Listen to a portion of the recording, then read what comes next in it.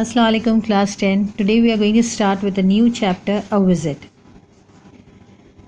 Mr. Ahmed's class had been planning a picnic for some time.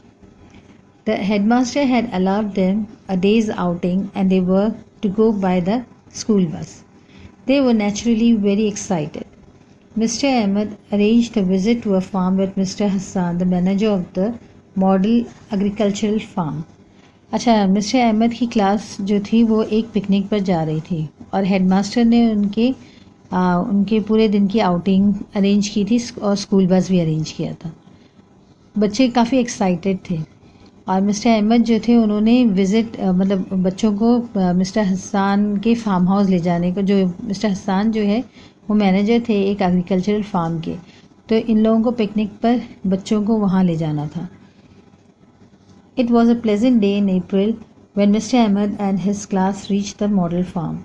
Mr. Hassan received them at the gate and showed them around. The boys had no idea then that an agricultural farm could be so large and interesting. अच्छा, अप्रैल का दिन था और काफ़ी pleasant दिन था, काफ़ी अच्छा दिन था जब मिस्टर अहमद अपनी क्लास को लेकर मॉडल फार्म पहुँचे। वहाँ मिस्टर हसन ने उनको गेट पर रिसीव किया और बच्चे देखकर हैरान थे कि मतलब उनको अंदाज़ा नहीं था कि फार्म इतना बड़ा और इंटरेस्टिंग हो सकता है। It was a wheat harvesting season. The party saw a huge machine called the combine working in the vast wheat fields. It cut the crop and tied it into sheaves. अच्छा, वो harvesting season था, यानी कि काश्तकारी का season था। तो बच्चों ने देखा कि वहाँ पर मतलब एक मशीन लगी हुई थी जिसे कंबाइन कहा जाता था और वो काम क्या था उसका उस फील्ड में, उन खेतों में, कि वो क्रॉप्स को काट कर और उन्हें बांधा जाता था उस मशीन के ज़रिए। With one sweep it seem to eat up a large area of the golden crop which came out tied into a bundle at the other end. The wheat then went into thresher which separated the grain from the chaff. From one end of the machine fell a golden rain of sweet-smelling wheat, while chaff flew out at the other. अच्छा, एक दूसरी जब ये फसल काटी जाती थी इस मशीन के ज़रिए, उसके बाद जो गंदम था, वीट, वो एक थ्रेशर नाम की मशीन में डाला जाता था, जिसमें वो थ्रेशर क्या करता था कि वो ग्रेन को अलग और उसके भूसे को अलग कर, शेफ मतलब उसका भूसा जो होता था गंदम का, जिसके अंदर गंदम होता था, तो गंदम को अलग करता था और जो शेफ होता था, जो उसका कचरा होता था, वो फेंक देते थे, मतलब वो मशीन फेंक दिया करती एक साइड पर। तो एक तरफ से बहुत प्यारी सी खुशबू के साथ गंदम निकला करता था और दूसरी तरफ से उसका भूसा उड़ा करता था। The students watch the working of the machine with keen interest. बहुत गौर से बच्चे देख रहे थे इस मशीन को। Mister Hasan said, the whole process of ploughing, seed, harvesting and threshing the corn is done with machines on a farm. One man working with this machine can do as much work as 100 men working without it.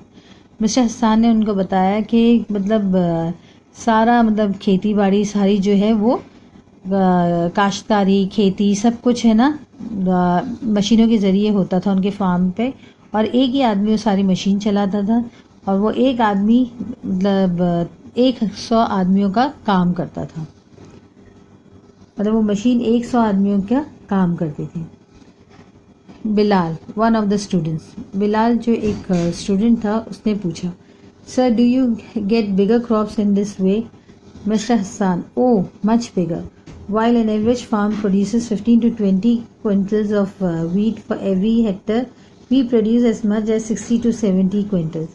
यानी बिलाल ने पूछा, क्या आपके पास बहुत ज़्यादा crops उगाए जाते हैं, मतलब बहुत ज़्यादा क्रॉप्स मिलते हैं?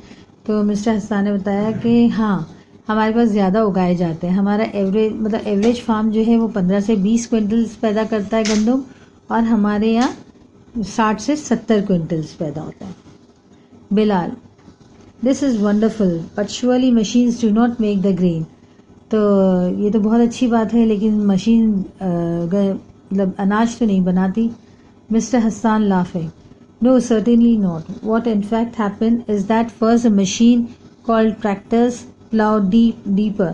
Then they prepare the land for sowing much faster. The sowing machine sows the seed very fast and no seed goes waste. We also select the best seed. अच्छा, फिर मिस्टर हसन ने हंसते हुए कहा कि नहीं, मशीन अनाज नहीं उगाती, बल्कि है ना ट्रैक्टर्स जो है वो खेतों को पूरी अच्छी तरह से प्लाव करते हैं, यानी खोदते हैं, और उसके बाद उसके अंदर बीज डाले जाते हैं। सोइंग मशीन जो होती है वो बीज डालती है उसके अंदर। तो उसके ज़रिए, मशीन के ज़रिए बीज डालने से होता क्या है कि एक भी बीज उनका ज़ाया नहीं होता और हम बहुत अच्छे बीज इस्तेमाल करते हैं। Then we use chemical fertilizers to enrich the soil.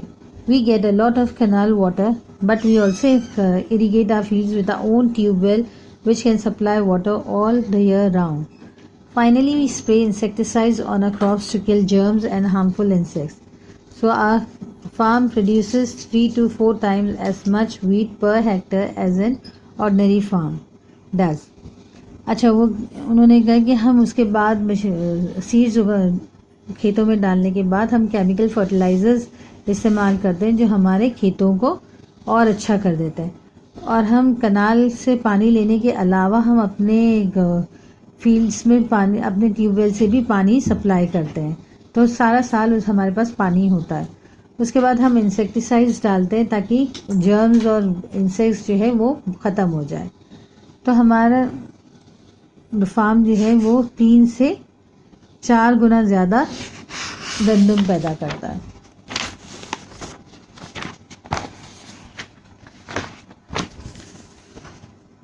Sarosh, another student, एक दूसरे स्टूडेंट जिसका नाम सरोश था, उसने पूछा, do you grow only wheat? क्या आप सिर्फ गंदम उगाते हैं? Mister Hassan, no, we grow wheat, maize, cotton, sugarcane and gram. Moreover, we grow vegetables and we also have a large orchard where we grow mangoes and oranges. Saroj ने जब मुझसे पूछा कि सिर्फ आप गंदम उगाते हो, तो उन्होंने बताया कि नहीं, हम सिर्फ गंदम ही नहीं उगाते, बल्कि हम मेज, कॉटन, शुगरकेन और ग्राम भी उगाते हैं। उसके अलावा हम वेजिटेबल्स भी उगाते हैं और साथ में हमारा एक ऑर्चार्ड है बहुत बड़ा, जिसमें हम मैंगोज और ऑरेंजेस भी उगाते हैं। The party was then taken to the vegetable farm and the visitors were surprised to see growing there such vegetables as were out of season. Mr. Hassan explained that by using chemical fertilizers with plentiful supply of water and with the help of machinery, they could grow finer, better vegetables in all seasons and in larger quantities. He offered the boys fresh tomatoes, cucumbers. They were washed in running water and the boys ate them with great delight. अच्छा, party जब वहाँ पे vegetable farm पर पहुँची तो वो देखकर हैरान रह गई कि उनके उस फार्म पर वो वेजिटेबल्स भी थे जो आउट ऑफ सीज़न थे, यानी सीज़न के वेजिटेबल्स नहीं थे वो। तो मिस्टर हस्तान ने उनको एक्सप्लेन किया कि वो केमिकल फर्टिलाइजर्स इस्तेमाल करते थे और पानी उनके पास पूरा साल होता था और मशीनरी के ज़रिए वो बेहतरीन से बेहतरीन वेजिटेबल्स पूरे साल, वो हर सीज़न में बहुत बड़ी क्वांटिटी के साथ उगा सकते हैं। उन्होंने फिर बच्चों को टमाटोज और ककम्बर्स दिए और वहाँ के पानी में बच्चों ने धोकर उसे बहुत मज़े से खाया। It was afternoon by now and Mr. Hassan gave the boys a delicious lunch prepared mainly from the farm's own produce. Later, the students visited the mango orchard and were delighted to see green fruit hanging from the branches in large numbers. The trunks of the trees had been whitewashed with lime and the ground below was neat and clean. They did not see any weeds or wild grasses around.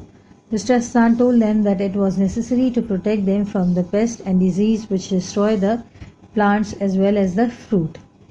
तो फिर अब बाद में बच्चों को mister हस्तान ने बहुत delicious lunch करवाया और उसके बाद जो कि मतलब वही चीज़ें इस्तेमाल हुई जो फार्म की अपनी प्रोडक्ट्स थी। उसके बाद वो मैंगो ऑर्चार्ड में गए और उन्होंने वहाँ पे कैरियाँ जो दरख्त पर से लटक रही थी उसको देखकर बड़े खुश हो रहे थे और देखा कि दरख्त जो था उसको वाइट वॉश किया गया था और नीचे ज़मीन भी बिल्कुल साफ़ सुथरी थी, वहाँ पर कोई जंगली घास वगैरह नहीं थी। मिस्टर हस्सान ने बताया कि इन्हें वहाँ पर पेस्टिसाइड्स और मतलब पेस्ट और डिजीज़ को डिस्ट्रॉय करने के लिए वहाँ पर उन्होंने केमिकल्स डाले थे। Mr. Hassan also told the visitors that the farm had been doing so well that they had decided to add a dairy to it. Their finest cows and buffaloes would be kept. He surprised visitors by telling them that the farm would use an electric milker to milk the animals. Modern machinery would make cream and butter and preserve the milk. He promised to invite Mr. Ahmed and his class when the dairy started working. Mr. Ahmed thanked him. The boys were really happy with their visit and cheered loudly when they left the farm. अच्छा, mister हस्तान ने उन्हें बताया कि farm उनका इतना अच्छा चल रहा था, इतना अच्छा मतलब जो हो रहा था कि उन्होंने अब फैसला किया था एक डेयरी फार्म खोलने का, जिसमें वो बफेलोज और काउज को रखने का इरादा था उनका, और मॉडर्न मशीनरीज वो लगाने वाले थे जिसके ज़रिए मिल्किंग होती एनिमल्स की, और दही और बटर भी वही मशीनें बनाती। फिर उन्होंने मिस्टर अहमद को प्रॉमिस किया कि जब हम डेयरी फार्म खोलेंगे तो हम आपको दोबारा से इनवाइट करेंगे। बच्चे बहुत खुश हुए और फिर उन्होंने फार्म से रवानगी की। While coming back, they talked about their visit to the farm. Bilal said, "We need to establish many such farms throughout the country." Mr. Ahmed agreed with him and said, "I think you are right. In this way, we would be able to meet the needs of ever-growing population of our country." फिर वापसी पे बिलाल जो है वो mister Ahmad से कहने लगा कि ऐसे फार्म हमारे पूरे मुल्क में हो जाए तो बहुत अच्छा हो जाएगा। तो मिस्टर अहमद भी उसके हाँ में हाँ मिला रहे थे, कहते कि सही बात है कि अगर इस तरह के फार्म हमारे पूरे मुल्क में हो जाएंगे तो हमारी पॉपुलेशन की जितनी ज़रूरत है वो पूरी हो जाएगी।